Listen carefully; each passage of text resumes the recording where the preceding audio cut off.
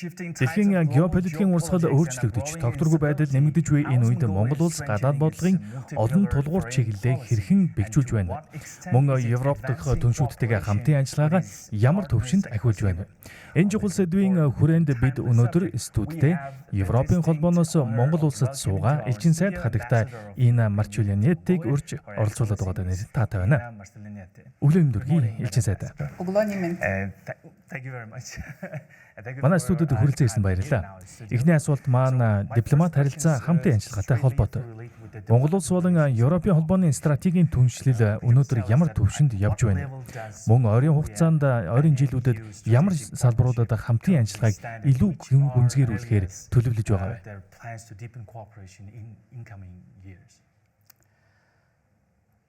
Бидний хамтын ажиллагаа түншлэл хамтын ажиллагааны хилэлцээр суурилдаг. Энэ хамтын ажиллагаа улам өргөжөж байгаа бөгөөд бид үүнд маш их баяртай байдаг. Сүүлийн үед энэ харилцаа илүү эрчимтэй, идэвхтэй болж байна. Бид хамтын ажиллагааны олон чиглэлтэй. Өнөөдөр бид зөвхөн хөгжлийн хамтын ажиллагаагаар хязгаарлагдахгүй, бизнес худалдааны чиглэлээр ч гэсэн харилцаагаа тэлхийг зорж байна. Түүнчлэн Монгол улсад тогтвортой ногоон хөгжил, арчилсан болоод эдийн засгийн хөгжлийг дэмжихийн төлөө ажиллаж байгаагаар онцлог гэмээр хэлмээр байна. Манайд хамтын ажиллагааны нэлээд олон салбар бий. Жишээлх юм бол улс оронд хэрэгжиж байгаа шүүхийн шинжилгээлийн талаар ярил. Бид энэ чиглэлээр ихээхэн идэвхтэй ажиллаж байна. Дараа нь сэргээгдэх эрчим хүч байна. Энэ нь Монгол улсын хувьд үнэхээр чухал салбар. Монголын зүгээс ногоон эрчим хүчийг сонирхох, дэмжих ирмэлзэл нэмэгдэж байгааг би харж байна. Үүнд Европын ноу-хау, Европын хөрөнгө оруулалт, Европын өндөр туршлагаараа дэмжлэг үзүүлэх боломжтой байгаад бид маш их баяртай байгаа. Тиймээс энэ чиглэлд дэмжиж болох шин төслүүдийг бид үргэлж эрэлхийлж байна. Мөн Европын сэргээн босголт хөгжлийн банк болоод Европын хөрөнгө оруулалтын банк гэсэн Европын хоёр банк засгийн газартай харилцан ойлголцлын санамж бичгийг байгуулсан. Тэд энэ салбарт илүү идэвхтэй ажиллах хүсэлтэй байгаа. Одоогоор бид сэргээгдэх эрчим хүчний чиглэлд илүү дэмжиж болох төслүүдийг ч мөн хайж байна. Мөн бидэнд маш чухал нэгэн төсөл бий. Үүнийг бид DEEP гэж нэрлэдэг. Энэ нь 17 аймгийн төвүүдийн дэд бүтцийг илүү ногоон амьдрахад илүү тавтахтай болгох зорилготой төсөл. Энэ нь бас маш чухал төсөл бөгөөд сэргээгдэх эрчим хүчний шийдлүүдийг ч хамардаг. Түүнчлэн бид Монгол улстай Азийн анхны ойн түншлэлийн гэрээг байгуулсан. Энэ нь Монголын ойг илүү сайн менежменттэй болгох, энэ салбарт шинэ мэрэгжил, шинэ ажлын байруудыг бий болгох зорилготой. Учир нь засгийн газар ойгоо нэмэгдүүлж илүү ногоон улс орон болгохыг хүсэж байна. Тиймээс бид үнэхээр маш олон чиглэлийн хамтын ажиллагаа бий гэж хэлж болно. Миний дурдсан нь цөөн хэдэн жишээ. Үүнээс гадна хамтарсан төсөл, үйл ажиллагааны шинэ гарцуудыг бид хөгжүүлж байгаа бөгөөд та бүхэн тун удахгүй тэдгээрийн талаар олон зүйлийг сонсох болно гэж найдаж байна. But we are developing even new avenues for joint projects and activities, and you will hear many of them later on. Тиймээ. Таны хэлсэнчлэн эдийн засгийн асуудал Монгол улсын хувьд маш чухал. Гэхдээ үүнээс ч магадгүй илүү чухал гэж хэлж болох нэг зүйл бол Монгол улсын 3 дахь хөршийн бодлого юм. Энэ бодлогын хүрээнд Европын холбоо Монголын маш найдвартай түнш. Тиймээс дараагийн асуултыг энэ хүрээнд асууя. Европын холбоо бол Монголын худалдааны гол түншүүдийн нэг. Тэгвэл Монголын бүтээгдэхүүн, ялангуяа ашигт малтмал болон хөдөө аж ахуйн бараа бүтээгдэхүүний Европын зах зээлд нэвтрэх боломжийг нэмэгдүүлэхийн тулд ямар бодлогын алхмууд шаардлагатай гэж та үзэж байна? Мэдээж Европын холбооны зах зээл Монгол улсад нээлттэй. Бидэнд GSP+ буюу хөнгөлөлтийн ерөнхий систем бий. Энэ нь одоогоор хэрэгжиж байгаа 2027 оноос баг зэрэг өөрчлөгдөхөөр байгаа. Учир нь зөвхөн Монголд биш харин бүх улс оронд 2 жилийн шилжилтийн хугацаа үйлчилдэг. Миний бодлоор Монгол улс энэхүү тарифгүй нөхцөлийн боломжийг ашиглаж байгаа ч гэсэн бүрэн дүүрэн хэмжээнд нь ашиглаж чадахгүй байна. Бүрэн ашиглахын тулд хэд хэдэн ажлыг хийх шаардлагатай. Тухайлах юм бол газар зүйн заалт буюу geographical indication-ийн асуудал байна. Энэ нь Монголын ноолуур болоод бусад бараа бүтээгдэхүүнийг Европод илүү сайн хамгаалах боломж олгоно. Гэвч энэ үйл явц маш удаан явж байгаа бөгөөд бид үүнийг эрчимжүүлэхийг хичээж байгаа ч гэсэн одоогоор ахиц удаан хിവэрэл байна. Хэрв энэ ажлыг энэ онд багтаан дуусгаж чадах юм бол Монгол улсын хувьд том давуу тал болно. Харин хөдөө аж ахуйн талаар ярих юм бол Европын зах зээлийн ургамал, мал эмнэлгийн шаардлагад нийцүүлэх ажил одоогоор бүрэн хийгдээгүй байна. Тухайлах юм бол махан бүтээгдэхүүн экспортлох асуудлыг ярих үед энэ нь гол саадын нэг болдог. Учир нь Европын зах зээлийн тавьдаг шаардлагыг зайлшгүй хангах хэрэгтэй. Мөн бүтээгдэхүүний нэр төрлийг илүү төрөлжүүлэх шаардлагатай. Бид энэ чиглэлээр ч гэсэн ажиллаж байна.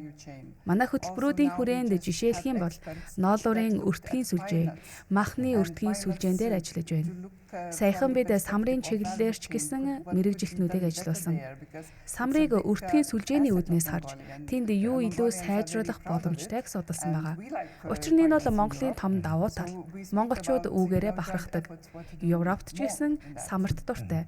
Тиймээс энэ чиглэлд хамтран илүү юу хийж болох талаар бид ярилцаж байна. Дараагийн асуулт маань ардчлал хүний эрхтэй холбоотой. Монгол улс бол ардчилсан орн. Харин Европын холбоо дэлхийд даяар ардчлалыг дэмжих бодлого баримтлагийг бид мэднэ. Тэгвэл та Монгол дахь ардчилсан засаг бол хүний эрхийн өнөөгийн нөхцөл байдлыг хэрхэн үнэлж харж байна вэ? Бид Монгол улстай жил бүр хүний эрхийн яриа хилэлцээг зохион байгуулдаг. Энэ жилч мөн болно. Ихэвчлэн бид тулгамдсан нийтлэг асуудлуудаа хилэлцдэг. Энэ нь зөвхөн тухайн улсад юу буруу байна вэ гэж шүүмжлэх хэлбэр бол биш. Монголын тухайд сүүлийн үед бид хэвлэлийн эрх чөлөөний талаар илүүтэй ярилцсан. Учир нь янз бүрийн судалгаа, үнэлгээнээс харахад энэ байдал тодорхой хэмжээнд муудаж байсан. Гэхдээ засгийн газар одоо энэ нөхцөл байдлыг өөрчлөхөөр оролдож байгааг би мэднэ. Ялангуяа төрийн нууцын тухай хуулийн хүрээнд сэтгүүлчид бараг бүх асуудлыг төрийн нууц гэж үзээд ярьж мэдээлэх боломжгүй байна гэж гомдолдог байсан. Одоо энэ тал дээр өөрчлөлт хийгдэж байгаа учраас сэтгүүлчдэд илүү дөхөн болох байхаа гэж бодож байна. Мөн мэдээж бид хүүхдийн эрхийн талаар ярьдаг. Энэ бол маш чухал асуудал. Ялангуяа орон нутагт гэхдээ зөвхөн тэнд ч биш харин янз бүрийн асуудлууд бас бий.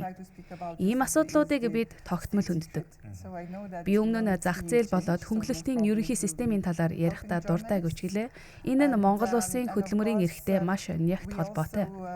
Учир нь хөнгөлөлтийн ерөнхий системийн хүрээнд тодорхой конвенцуудыг соёрхон батлах шаардлагатай байдаг. Монгол улс одоогоор хөдөлмөрийн хяналт шалгалттай холбоотой конвенцуудыг соёрхон батлах шаардлагатай хэвээр байна. Энэ нь зөвхөн Европын зах зээлд нэвтэрхийн тулд биш, харин Монголын ажилчдын өөрсдийнх нь эрх ашигт маш чухал зүйлээ. Бүтээгдэхүүн солилцож худалдаа хийж байгаа л бол хөдөлмөрийн эрхч мөн адил сайтар баталгаажсан байх ёстой. Бид саяхан нийгмийн хамгааллын сайдтай эдгээр конвенцийг соёрхон батлах шаардлагын талаар ярилцсан. Энэ үйл явц өнгөрсөн жилээс эхэлснийг би мэдэж байна. Гэхдээ сүүлийн үед засгийн газрын өөрчлөлтүүд харьцангуй ойрхон гарсан тул энэ ажил баг зэрэг саатсан байх шиг байна. And we relate it if we, have exchanges in labor in products. So labor rights have to be guaranteed very well as well. So we spoke recently with the Minister of Social Welfare about the need to ratify those conventions. I knew already last year that process is started, but also maybe because of changes in the government quite frequent recently, it was a little bit stalled. Бидний мэдэж байгаачлан өнөө үед уур амьсгалын өөрчлөлт ногоон хөгжил маш чухал болсон. Энэ нь нэгдсэн үндэсний байгууллагын тогтвортой хөгжлийн 17 зорилтод ч багтдаг. Монгол улсын хувьд цөлжилт бол маш ноцтой сорилт. Мөн өвлийн улиралд 100 гэж нэрлэдэг хатуу ширүүн өвөлтөд тулгардаг. Тэгвэл Европын холбоо Монголын ногоон шилжилт болоод байгаль орчны бодлого хөгжлийг дэмжихэд хэрхэн оролцох вэ? Бид энэ улсын хэрэгцээ шаардлагыг сайн ойлгодог. Ялангуяа ийм олон малтай орны хувьд бүр ч илүү ойлгодог. Зарим нь 70 сая, зарим нь 80 сая гэж хэлдэг. Би янз бүрийн тоо сонссон. Гэхдээ хөдөө орон нутагт явхад үнэхээр мал сүрэг маш их харагддаг. Тиймээс л өвлийн улиралд тэднийг тижээх, хорогдох, байртай байлгах нь ихээхэн хүндрэлтэй байдаг. Учир нь Европод өвөл мал сүрэг хамгаалалтгүйгээр гадаа чөлөөтэй тэнж байдаггүй. Тиймээс бид янз бүрийн хөтөлбөрөөр дамжуулан магадгүй тоо толгой арай цөөн боловч илүү сайн хамгаалагдсан, илүү сайн маллагаатай, улмаар чанар нь ч гэсэн илүү сайн байх чиглэлд ажиллаж байна.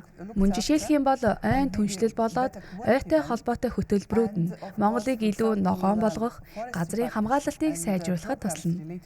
Энэ бас маш чухал. Бид хэд хэдэн аймагтай хамтран хэрэгжүүлж байгаа олон санаачлага байгаа. Жишээлх юм бол Хөвсгөл энэ чиглэлд маш идэвхтэй ажиллаж байна. For example, Huskul is very active on that. So my next question is actually interesting. Дараагийн асуулт маань бүс нутгийн геополитикийн асуудалтай холбоотой.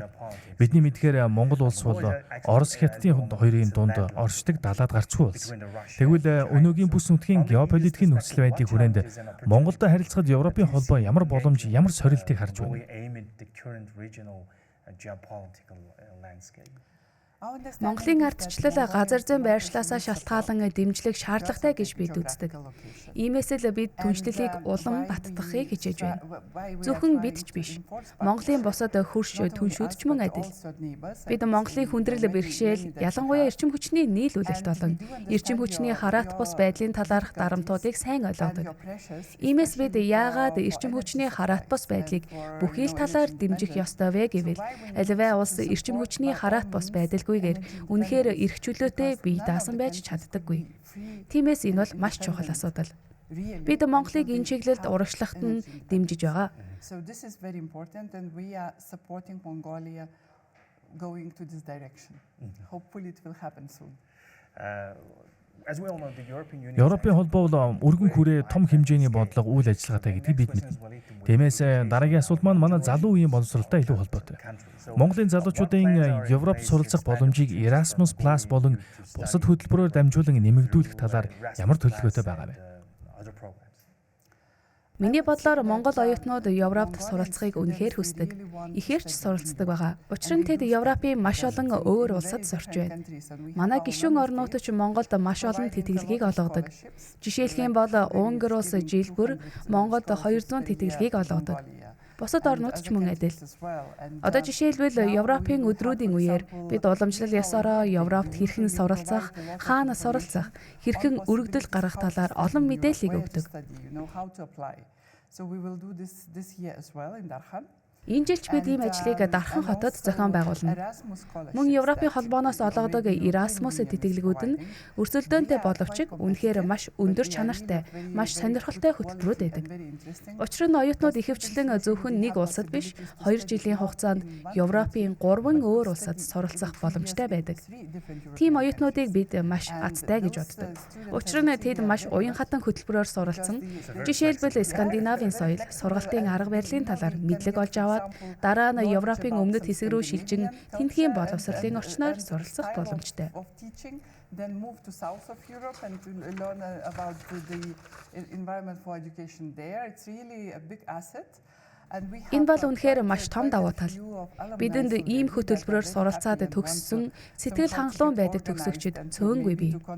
Тэд тодорхой хэмжээнд зохион байгуулалтад орж Европ ба Монголын хооронд гүүр болох нэг ёсны илч төлөөлөгч болохыг хүсдэг. Энэ нь зөвхөн оюутнуудад зориулагдсан зүйл бол биш. Жишээ нь Horizon хөтөлбөр нь ихтэй сургуулиудын хоорондын солилцоотой холбоотой. Тиймээс энэ нь профессор, багш нарт ч хамаатай. Мөн тэд хамтарсан төслүүдэд оролцох боломжтой байдаг. Ингэснээр Монгол болоод Европын их сургуулиудыг илүү ойртуулж, тодорхой сэдэв, зорилтын хүрээнд хамтран ажиллах боломж бүрддэг. Энэ бол маш сонирхолтой. Энэ нь зөвхөн сахимаараа хамтрахыг хэлэхгүй, харин биечлэн харилцан айлчлал хийх боломж ч олгодог. Заримдаа Европоос профессор, багш нар Монголын их сургуулиудад ирж хичээл заадаг. Мөн Монголын профессорууд Европ руу орчдог. Энэ ч бас маш чухал. Тэд өөр туршлага хуримтлуулаад эргэж ирэхдээ түүнийг оюутнуудтайгаа хуваалцаж чаддаг. Тиймээс би энэ төрлийн хөтөлбөрүүдэд үнэхээр дуртай. Учир нь энэ бүхэн залууст зориулсан залуусын хооронд гүүр бий болгох тухай асуудал юм аа. Bridging young people. Бидний ярилцлага төгсгөлд ойртож байна. Сүүлийн асуулт маань удахгүй Монгол дахь Европын холбооны нээлттэй өдрөлөг Монголын 2 дахь том хот болох Дархан хотод зохион байгуулагдана гэсэн мэдээлэл байна. Энэ нээлттэй өдрөлгийн талаар та илүү дэлгэрэнгүй мэдээлэл өгөхгүй юу? Энэ жил анх удаа бид 5 дугаар сарын 23-нд Европын өдрийг Улаанбаатарт бус харин Дархан хотод зохион байгуулна. Бидний зорилго бол илүү олон Монгол хүнд хүрч Европ болоод Европын холбооны орнуудын талаар илүү их мэдээллийг түгээх. Тиймээс л хүн бүрийг хүрэлцэн ирж оролцохыг урьж байна. Бид Европын бараа бүтээгдэхүүн, соёлын өв уламжлалууд, мөн Монголд хэрэгжүүлж байгаа төслүүдэд танилцуулах болно. Мөн Европод суралцах боломжуудын талаар ч мэдээллийг өгнө. Үүнээс гадна Дарханд зурагт хан буюу муралыг нээн. Мөн Дархан хотод эмэгтэйчүүдийн чадварыг дэмжих төслийг хэрэглүүлнэ. Түүнчлэн Дарханд сагсан бөмбөгтэй холбоотой ямар нэгэн арга хэмжээ зохион байгуулж магадгүй. Учир нь Европт ч гэлээ Монголд ч гэсэн бид сагсан бөмбөгт үнэхээр дуртай. And maybe we will organize something, for the basketball in Darkhan as well, because in Europe and in Mongolia, we really like basketball a lot. Сүүлийн нэг тодруулга. Энэ удаад яагаад Улаанбаатар биш Дархан хотыг сонгосон юм бэ? Учир нь бид илүү олон хүнд хүрэхийг хүсэж байна. Үнэхээр олон хүнд хүрэхийг хүсэж байгаа. Бид зөвхөн Дархан руу очиж байгаа юм биш. Дарханы ойролцоох аймагудаас ч хүмүүсийг урьсан. Учир нь Монголын тэр хэсгийн хүмүүст Дархан руу ирэх нь Улаанбаатар руу ирэхээс илүү амраа гэж бид үзэж байгаа. Харин Улаанбаатарт бид олон жилийн турш энэ арга хэмжээг зохион байгуулж ирсэн. Өнгөрсөн жил гэхэд Улаанбаатар хотын үндэсний цэцэрлэгт хүрээлэнд болсон. Тэгэхээр энэ жил Дархан хотын төвд болно. Маш олон хүн гэр бүлээрээ ирж бидний зохион байгуулах арга хэмжээнүүдэд оролцсон. Европ болоод Европын орнуудын талаар илүү ихийг мэдэж аваасаа гэж би үнэхээр хүсэж байна. Учир нь өнөө хүртэл Европын холбоо гэдэг ойлголт олон хүнд нэлээд бүдэг, хачин зүйл мэт санагддаг хэвээр байгаа. Заримдаа хүмүүс Герман, Франц болоод бусад улс Европын холбооны нэг хэсэг гэдгийг ч сайн ойлгодоггүй. Танд маш их баярлалаа. Ингээд өнөөдрийн хэлсэн маань өндөрлөж байна. Цаг гарган хүрэлцэн ирсэн явдалд талархал илэрхийлье. Хатагтай элчин сайдаа.